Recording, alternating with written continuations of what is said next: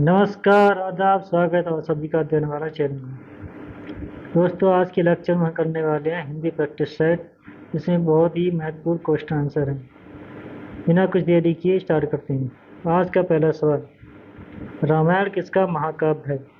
Option A Kalidas का, option B Ved Vyas का, option C Valmiki, option D अस्पोज का। रामायण किसका महाकाव्य है? रामायण महाकाव्य है किसका? यह है वाल्मीकि का। किसका? वाल्मीकि का। ठीक। क्वेश्चन नंबर 2, पृथ्वीराज रासो किसकी रचना है? पृथ्वीराज रासो किसकी रचना है? चंद्रवरदाय की, मलिक मोहम्मद जायसी की, या तुलसीदास की, वेद व्यास की। पृथ्वीराज रासो की रचना है किसकी? यह चंद्रवरदाय की। किसकी? चंद्रवरदाय की। क्वेश्चन नंबर 3, उर्वशी किसकी रचना है? उर्वशी किसकी रचना है? रामधारी सिंह दिनकर की, रामकुमार वर्मा की, अनूप शर्मा की, या जयशंकर प्रसाद की। उर्वशी रचना है रामधारी सिंह दिनकर की। रामधारी सिंह दिनकर की रचना है। क्वेश्चन नंबर 4, आदिकाल को आदिकाल किसने कहा था? आदिकाल को आदिकाल किसने कहा था? हजारी प्रसाद द्विवेदी ने, विश्वनाथ प्रसाद मिश्र ने, रामचंद्र शुक्ल ने, डॉक्टर गिरियसन ने। आदिकाल को आदिकाल कहा था, ये कहा था हजारी प्रसाद द्विवेदी ने। हजारी प्रसाद द्विवेदी ने। क्वेश्चन नंबर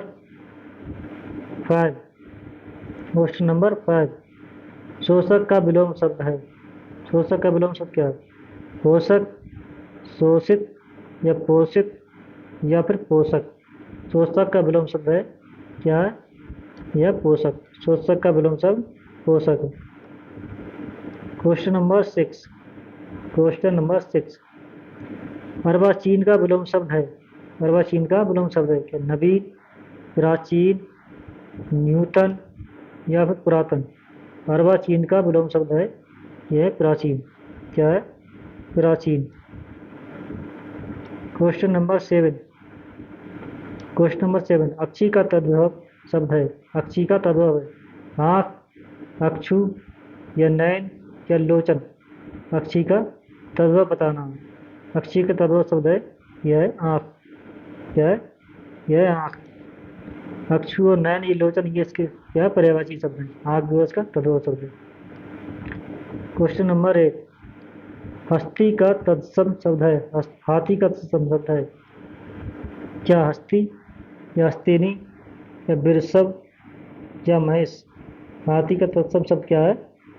यह है हस्ती। क्या है? हाथी का तत्सम शब्द हस्ती है। क्या?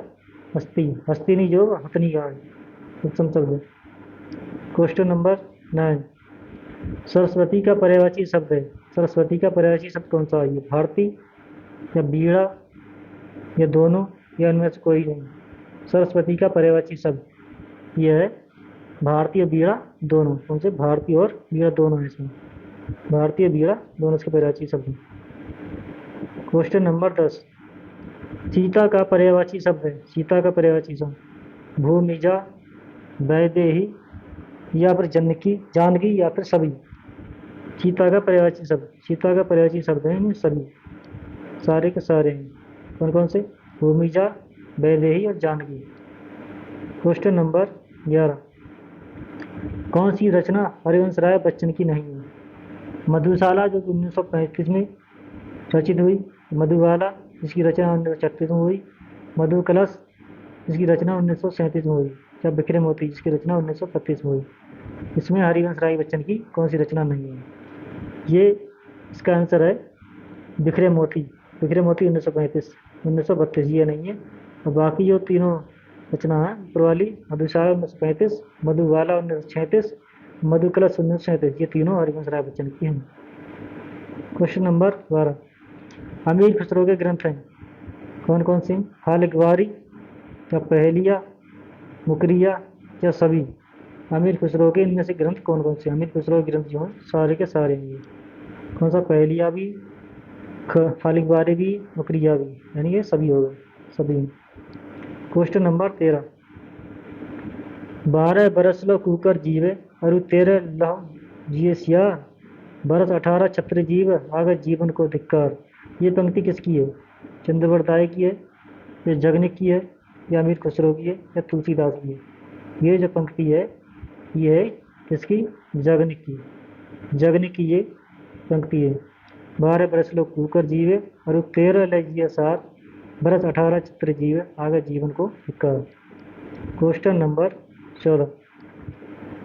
पोथी पढ़ी पढ़ी जग मुआ पंडित हुआ ना कोई, पोथी पढ़ी पढ़ी जग मुआ पंडित हुआ ना कोई। पंक्ति किसकी?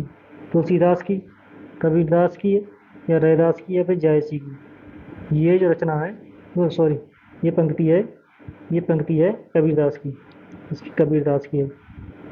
कबीरदास की पोथी पढ़ी पढ़ी जग मुआ पंडित हुआ ना कोई। Question number 15। फूल कर कुप्पा होना मुहावरे का अर्थ है। मुहावरा फूल कर कुप्पा होना, क्या नाराज होना, या क्रोध व्यक्त करना, या प्रसन्न होना, या घबरा जाना। फूल कर कुप्पा जाने का इसका अर्थ क्या है? इसका सही आंसर है क्वेश्चन नंबर 15 का प्रसन्न होना, या प्रसन्न होना। प्रसन्न होना, फूल कर कुप्पा होना, नाराज होना नहीं, फूल कर कुप्पा होना मतलब प्रसन्न होना है। Question number 16।